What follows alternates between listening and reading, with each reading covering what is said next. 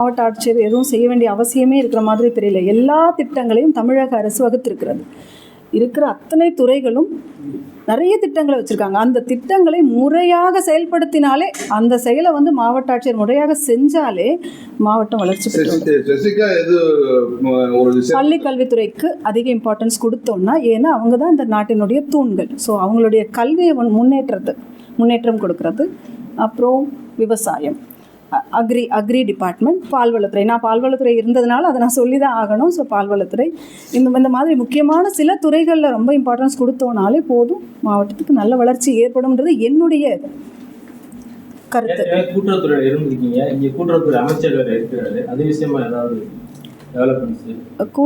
பால்வள கூட்டுறவுத்துறையில் இருந்திருக்கேன். அதில் என்னென்ன திட்டங்கள் இருக்குதுன்னு தெரியும். அதை சென்ட்ரல் கவர்மெண்ட் ஸ்கீம்ஸ் எப்படி யூஸ் பண்ணணும்னு தெரியும், ஸ்டேட் கவர்மெண்ட் ஸ்கீம்ஸ் எப்படி யூஸ் பண்ணணும்னு தெரியும்.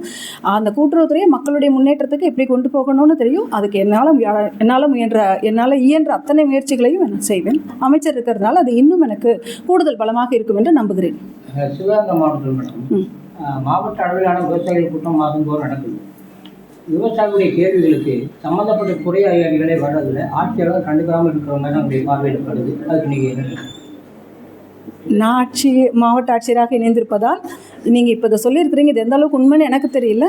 ஸோ என்னுடைய மீட்டிங் நடக்கும்போது, நான் தலைவராக ஏற்று மீட்டிங் நடக்கும்போது கண்டிப்பாக எல்லாரும் பங்கேற்குமாறு என்னால் செய்ய முடியும்னு நினைக்கிறேன். பங்கேற்கிறதுக்கான உத்தரவுகளை பிறப்பிப்பேன்.